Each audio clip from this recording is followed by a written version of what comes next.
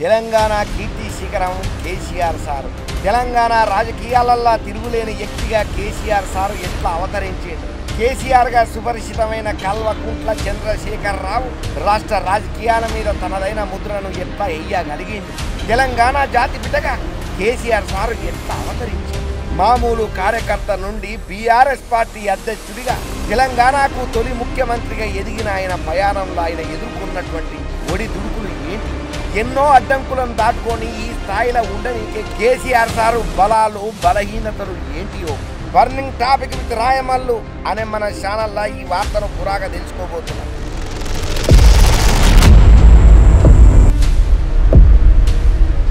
కేసీఆర్ సార్కు పుట్టినరోజు శుభాకాంక్షలు చెప్పుకుంటా ఆయన జీవిత ప్రయాణం ఎట్లా సాగిందో తూకీగా షార్ట్కట్ రూపంలో చెప్పుకునే ప్రయత్నం చేద్దాం. ఎందుకంటే కేసీఆర్ జీవిత చరిత్రను 10 నిమిషాలలో చెప్పుకుంటే ఒడిచిపోయేది కాదు, అదొక మహా గ్రంథం అవుతుంది. రాసుకుంటా పోతే లైబ్రరీలు సరిపోవు, హార్డ్ డిస్కులు నింపుకుంటా పోతే టీవీలు సరిపోవు. మరి ఇక కేసీఆర్ సార్కు సంబంధించినటువంటి వార్తను పురాగా ఉన్నట్టుగా చెప్పుకునే ప్రయత్నం చేద్దాం. ఈ వీడియో సిరుకు కేసీఆర్ సారు బయోగ్రఫీ లెక్కన కాకుండా ఒక మహాపురుషుని అద్భుతమైన సక్సెస్ మైలురాయి లెక్క ఆలోచన చేసి 10 మందికి స్ఫూర్తినిచ్చేటట్టుగా తయారు చేసినటువంటి ఈ వీడియోకు మీ ఆదర అభిమానాలను అందిస్తారని మనస్ఫూర్తిగా కోరుకుంటున్నాను.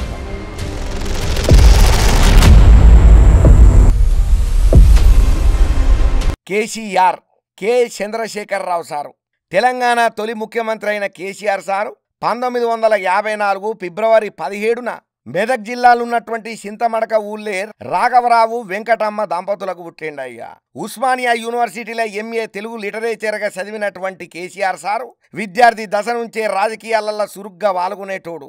1980లో సంజయ్ గాంధీ నేతృత్వంలో ఆంధ్రప్రదేశ్ యువజన కాంగ్రెస్లో కేసీఆర్ సార్ చేరికయిండు. 1982లో సిద్దిపేటల రాఘవాపూర్ ప్రధాన వ్యవసాయ కోఆపరేటివ్ సొసైటీకి చైర్మన్గా కూడా కేసీఆర్ సార్ ఎన్నికయ్యిండయ్యా. ఇక గదే టైంలో యువజన కాంగ్రెస్ స్థానిక ఉపాధ్యక్షునిగా కూడా ఎన్నికయ్యిండు.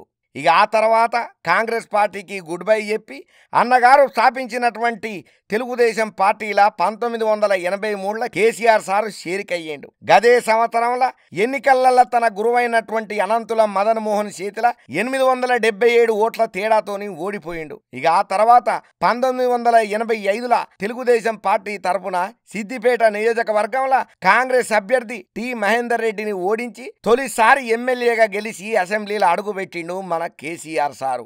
కారణ జన్ముడు ఆయన చంద్రశేఖరరావు గారు ఎందుకు పుట్టారు అంటే యావత్ తెలంగాణ అర్థం చేసుకోవాల్సిన అవసరం ఉంది. ఈ ప్రాంతానికి అన్యాయం జరుగుతుంది అనుకున్నాడు. ఉన్న పదవులన్నీ ఇసిరి కొట్టి బాజాప్తా పోయి ప్రజలలో ఉద్యమం పెట్టి పోరాటం చేసి దేశ రాజకీయ వ్యవస్థను ఒప్పించి కన్విన్స్ చేసి 14 సంవత్సరాల సుదీర్ఘ పోరాటం తర్వాత ఈ రాష్ట్రం సాధించబడ్డది అధ్యక్ష. ఇది చరిత్ర. తెలంగాణ మీకు నాకు దగ్గర 69 సంవత్సరాలు వచ్చి 70 ఏళ్ళ అధ్యక్షుడు. రేపటి తెలంగాణ మీది, భవిష్యత్తు మీది, యువకులు దీన్ని మీరు పాలించుకునేది మీరే, నడిపించుకునేది మీరే. నేను ఒక తొవ్వదారి చూపించి పోతాం. ఎవరు బతారు కదా, వెయ్యి ఎవరు బతుకుతారు నాకు అర్థం కాదు. కేసీఆర్ గారు 14 సంవత్సరాల పాటు ఉద్యమాన్ని తెలంగాణ ప్రజలు చైతన్యవంతం చేసి ఎన్నిసార్లు కేంద్ర మంత్రికి రాజీనామా చేసిండు, ఎంపీగా రాజీనామా, ఎమ్మెల్యే రాజీనామా చేసిండు, నిరాహార దీక్ష చేసిండు. ప్రజల కోసం తాను కూడా చాలా కమిట్మెంట్, ఎన్ని పొలిటికల్ క్రైసిస్ వచ్చినా కూడా నిలదొక్కుని దాన్ని ముందుకు తీసుకెళ్ళాడు. కానీ ఈరోజు తెలంగాణ రాష్ట్రం వచ్చిందంటే చంద్రశేఖరరావు గారి కృషిని ఎవరు కాదన్నది, నేను కూడా ఇంక్లూడింగ్. అంటే చంద్రశేఖరరావు గారిని ఢీకొట్టగలిగిన నాయకుడు తెలంగాణలో ఎవరూ లేరు, శూన్యత ఉందని ప్రజలు భావిస్తున్నారు. 1985 నుంచి 2004 వరకు ఆయన సిద్దిపేట నుంచి 6 సార్లు ఎమ్మెల్యేగా గెలుపొందిండయ్యా. ఉమ్మడి ఆంధ్రప్రదేశ్లో మంత్రిగా, డిప్యూటీ స్పీకర్గా ఆయన వివరణ చాలా అద్భుతమని చెప్పాలి. ఆయన పనితీరును అందరూ శబాసన్ అన్నారు. 1987-88 మధ్యలో రాష్ట్ర సహాయ మంత్రిగా పనిచేసినటువంటి ఆయన 1988-89 మధ్యలో కరువు నియంత్రణ మంత్రిత్వ శాఖ మంత్రిగా కూడా పనిచేసిండు. ఇక 1989 నుండి మొదలు పెడితే 1993 వరకు టీడీపీ పార్టీ జిల్లా అధ్యక్షునిగా కూడా కొనసాగిండు కేసీఆర్ సారు. గదే సిద్దిపేట నియోజకవర్గం నుంచి ఈసారి కాంగ్రెస్ అభ్యర్థి అనంతుల మదనమోహన్ ఓడించి తిరిగి మళ్ళా గెలిచిండయ్యా కేసీఆర్ సారు. 1992లో పబ్లిక్ అండర్టేకింగ్ కమిటీకి చైర్మన్గా, 1993లో టీడీపీ రాష్ట్ర కార్యదర్శిగా, 1995 నుండి 96 వరకు పబ్లిక్ అండర్టేకింగ్ కమిటీ సభ్యునిగా, 1997 నుంచి 2000 దాకా ఆంధ్రప్రదేశ్ ప్రభుత్వ హయాంలో రవాణా శాఖ మంత్రిగా 1999లో అసెంబ్లీకి ఎన్నికై ఆంధ్రప్రదేశ్ అసెంబ్లీ డిప్యూటీ స్పీకర్గా 2001 దాకా పనిచేసిండు మన కేసీఆర్ సారు. 2001లో టీడీపీకి డిప్యూటీ స్పీకర్ పదవికి రాజీనామా చేసిన కేసీఆర్ సారు ప్రత్యేక తెలంగాణ రాష్ట్ర సాధనే లక్ష్యంగా అదే ఏడాది ఏప్రిల్ 27న తెలంగాణ రాష్ట్ర సమితిని ఏర్పాటు చేసిండు. ఉప ఎన్నికలలో విజయం సాధించుడేగాక అసెంబ్లీల తెలంగాణ గళాన్ని వినిపించిండయ్యా. 2004లో కేసీఆర్ సారు కరీంనగర్ నుంచి లోక్సభకు ఎన్నికయ్యిండు. గా ఎన్నికలలో టీఆర్ఎస్ నుంచి కేసీఆర్, ఆలే నరేంద్ర సహా 5 ఎంపీలు ఎన్నికయ్యిండ్రు. యూపీఏ కూటమిల టీఆర్ఎస్ చేరుడుతోని 2004 నుంచి 2006 వరకు కేసీఆర్ సారు కేంద్ర మంత్రిగా కూడా పనిచేసిండు. 2006లో కేంద్ర మంత్రి పదవికి, ఎంపీ పదవికి కేసీఆర్ సార్ రాజీనామా చేసి ఉప ఎన్నికలల్లో కరీంనగర్ నుంచి పోటీ చేసి 2 లక్షలకు పైగా భారీ మెజారిటీతోని అఖండ విజయాన్ని సాధించిండయ్యా.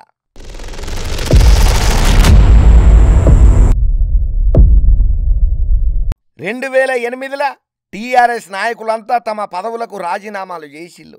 ఈసారి కూడా కేసీఆర్ సారు కరీంనగర్ నుండి ఎంపీగా గెలిచిండు. పదవులకు రాజీనామా చేసి ఉప ఎన్నికలకు పోవడాన్ని కేసీఆర్ సారు రాజకీయ అస్త్రంగా వాడుకున్నాడు. తద్వారా తెలంగాణ వాదానికి బలం పెంచడంలా ఆయన సక్సెస్ అయ్యిండనే చెప్పాలి. 2009లో ఆయన మహబూబ్నగర్ నుంచి ఎంపీగా గెలిచిండు. తెలంగాణ సాధనే లక్ష్యంగా 2009 నవంబర్ 29న సిద్దిపేటను దీక్షస్థలిగా ఎంపిక చేసుకొని కేసీఆర్ సారు ఆమరణ నిరాహార దీక్ష చేపట్టిండయ్యా. కరీంనగర్ నుంచి సిద్దిపేట పోతుండగా పోలీసులు ఆయనను అరెస్టు చేసి ఖమ్మంకు దోల్కపోయిండ్రు. 2 రోజుల పాటు ఖమ్మం జైల్లోనే కేసీఆర్ సారు దీక్షను కొనసాగన చేసిండు. దీంతో ఆయనను ఖమ్మం ప్రభుత్వ దవాఖానకు దోలుకొని పోయిండ్రు. అక్కడి నుంచి మెరుగైన చికిత్స కోసానికని చెప్పి హైదరాబాదు నిమ్స్లో చేర్పించిండ్రయ్యా. అయినా సరే కేసీఆర్ సారు నిరాహార దీక్ష మానలేదు. గది పట్టుదల కేసీఆర్లా ఉన్నటువంటి గొప్పదనం అనే చెప్పాలి.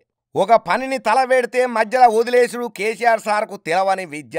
పట్టు వదలని విక్రమార్కుడు యాడుండడం మనకు తెలియదు కానీ పట్టు వదలని విక్రమార్కుడు ఈ కేసీఆర్ అనే దానికి నిలువెత్తు నిదర్శనమే మన కె చంద్రశేఖరరావు సారు. ఎంత నచ్చ చెప్పినా ఇనకపోటుతోటి, ఎంత పెద్దోళ్లతోని మంతనాలు జరిపినా, మల్ల గుల్లాలు పడ్డా, ఎన్ని వాయింపులు వాయించినా సుతం కేసీఆర్ సారు ఒక్క అడుగు కూడా వెనకకు వేయలేదు. ఇక చివరికి దిగొచ్చినటువంటి హైకమాండ్ తెలంగాణ ఏర్పాటుకు అనుకూలంగా కేంద్రం ప్రకటన చేసుడుతోని అప్పటి కాంగ్రెస్ పార్టీ హామీ ఇచ్చుడుతోని కేసీఆర్ సారు దీక్షను విరమించిండు. తెలంగాణ ఉద్యమంలో కేసీఆర్ నిరాహార దీక్షను పతాక సన్నివేశంగానే మనం చెప్పొచ్చు. 2014 ఎన్నికల తర్వాత తెలంగాణ రాష్ట్రం ఏర్పాటైంది. గదే ఏడాది జూన్ 2న తెలంగాణ తొలి ముఖ్యమంత్రిగా కేసీఆర్ సారు ప్రమాణ స్వీకారం చేసిండు. 2018లో మళ్ళొక్కపారి ఆయన ముఖ్యమంత్రి అయ్యిండు. ఈ 2 సందర్భాలలో కూడా గజ్వేల్ నుంచి ఎమ్మెల్యేగా విజయాన్ని సాధించిండు కె చంద్రశేఖరరావు సారు మన కేసీఆర్ సారు. ఏ భాషలో మాట్లాడతాడో ఆ భాషల కేసీఆర్ సార్ మాట్లాడిన మాటలకు డిక్షనరీలల్లో కేసీఆర్ సార్ మాటలను ఎత్తుకాల్సిందే. గంతగనం ఇతర భాషలల్లో పట్టుండుడే కాదు, వాక్చాతుర్యంతో అచ్చినోళ్లను మంత్రముగ్ధులను చేసుడు కేసీఆర్ సొంతం. ప్రత్యర్థులకు మాటలతోని తూటాలు వేల్చుడే కాదు, చిరు నవ్వులతోని చల్లటి చెమటలు పుట్టిస్తారు. అక్కడికి వచ్చిన ఇలేకర్లకు నవ్వుల హరివిల్లునిస్తాడు కేసీఆర్ సారు. ఆయన మాటలంటే ప్రతి ఒక్కరికి ఇష్టం. ఆయన స్పీచ్లు అంటే చాలా మందికి ఆనందం. కేసీఆర్ సార్ మీటింగ్ పెట్టిండనంటే అక్కడికి వచ్చే ప్రతి ఒక్కరి మొక్కలల్లో కూడా చిరునవ్వు సిందుతూనే ఉంటుంది ఆ మీటింగ్ అయిపోయేదానక. కేసీఆర్ సార్ ఏం చెప్తాడో అనే దానికంటే ఆయన మాటలు విననేకనే చాలా మంది పోగైతారు ఆయన పోయిన మీటింగ్లకు. ఆయన వాక్చాతుర్యంతో అక్కడికి వచ్చిన వాళ్ళను మంత్రముగ్ధులను చేసే ఏకైక లీడర్ ఎవరన్నా ఉన్నారంటే గది కేసీఆర్ సార్ ఒక్కలే. గంత గొప్ప వాక్చాతుర్యం ఉన్న మహానేత కేసీఆర్ సారు. ఏదైనా అనుకున్న కార్యం కావాలన్నప్పుడు, మంచి రోజున ఏదన్నా నిర్వహణ చేయాలన్నప్పుడు కంపల్సరీగా పండితులనైతే సంప్రదిస్తాడయ్యా. ముహూర్తము, కాలము మంచిదా కాదా, తిథి ఏంది, నక్షత్రం ఏంది, ఏ రోజు మంచిది ఏ రోజు మంచిది కాదు, మనం అనుకున్న పనులు కావాలంటే ఏ రోజు స్టార్ట్ చేస్తే మంచిదో అన్ని వివరంగా పండితుల నుంచి సేకరణ చేయంది మాత్రం అసలుకే చేయడు. కావాల్సినటువంటి సూచనలు సలహాలను పక్కా పండితుల నుంచి పాటిస్తాడు. పాటియంది ఏ పని చేయడు కేసీఆర్ సారు. కేసీఆర్ సార్ అదృష్ట సంఖ్య 6. 2014లో CNN, IBN వాళ్ళు పాపులర్ చాయిస్ అవార్డుతోని కేసీఆర్ సార్ను ఘనంగా సత్కరించిండ్రు. 2017 వ్యవసాయ నాయకత్వ బిరుదును కూడా సొంతం చేసుకున్నాడు కేసీఆర్ సార్. ఇక కేసీఆర్ సార్ ఫ్యామిలీ ముచ్చట్ల కట్టే కేసీఆర్ సార్ భార్య పేరు శోభమ్మ. ఆమె హౌస్ వైఫ్ గా కొనసాగుతున్నది. ఇక వాళ్ళ కొడుకు బిడ్డ మనకు తెలవనోళ్ళు కాదు. కల్వకుంట్ల కవితక్క, కల్వకుంట్ల తారక రామారావు. అయితే కేటీఆర్ సార్కు రామారావు అనే పేరును అన్న నందమూరి తారక రామారావు గారి మీద ఉన్నటువంటి అపారమైనటువంటి ప్రేమ మీదనే కేటీఆర్ సార్కు ఆ పేరును పెట్టిండు కేసీఆర్ సారు. అయితే కేసీఆర్ సారు రాజకీయ ప్రస్థానంలో పడ్డటువంటి పాటలు అన్ని ఇన్ని కాదు. ఆయన మీద వచ్చినటువంటి అభియోగాలు చెప్పలేనన్ని. ఆయన నన్న మాటలు ఏ రాజకీయ నాయకుని కూడా అనుండరు. పామోదులు ఉంటాడని ప్రాపగండ చేసుడే కాదు, పనికి మాలిన సీఎం అని చెప్పి అడ్డమైన రాతలు రాసేటోళ్ళు కూడా లేకపోలేదు. గిట్టనోళ్ళు రాసే రాతలను కూడా తట్టుకొని నిలబడ్డటువంటి గొప్ప లీడరు కేసీఆర్ సారు. తెలంగాణ రాష్ట్రం మీద, తెలంగాణ మాండలికం మీద, తెలంగాణ పబ్లిక్ మీద ఉన్నటువంటి అవగాహన, తెలంగాణ మీద ఉన్నటువంటి చిత్తశుద్ధి, తెలంగాణ మీద ఉన్నటువంటి ప్రతి ఒక్క అణువు కేసీఆర్ సార్ కు తెలిసినంత ఇంకా ఏ లీడర్ కు తెలియదనేది జగమెరిగిన సత్యం. కేసీఆర్ సార్ మాట తుపాకీ తూట. కేసీఆర్ చేసిన బాట తెలంగాణకే పూల బాట. ప్రస్తుతానికైతే అధికారం కోల్పోయి ప్రతిపక్ష హోదాలో ఉన్నటువంటి కేసీఆర్ సారు పుట్టినరోజు పండుగను అద్భుతంగా జరుపుకోవాలని, రాబోయే రోజులల్లో మళ్ళా బీఆర్ఎస్ ను అధికారంలోకి తీసుకురానికే కేసీఆర్ సార్ విశ్వ ప్రయత్నాలు చేస్తున్నాడు. అనేక ఆలోచనలతోనే తనదైన రాజకీయ వ్యూహాలను రచిస్తున్నాడు, శ్రమిస్తున్నాడు. ఆ విధంగానే కేసీఆర్ సార్ అనుకున్నది అనుకున్నట్టుగా జరగాలని చెప్పి కేసీఆర్ సారు నిండు నూరేళ్లు ఆయురారోగ్యాలతో ఉండాలని కోరుకుంటా మీ అందరి తరఫున మన burning topic with Rayamallu channel తరపు నుంచి కూడా పుట్టినరోజు శుభాకాంక్షలు చెప్తున్నాం. జై తెలంగాణ, జై జై తెలంగాణ, జై కేసీఆర్.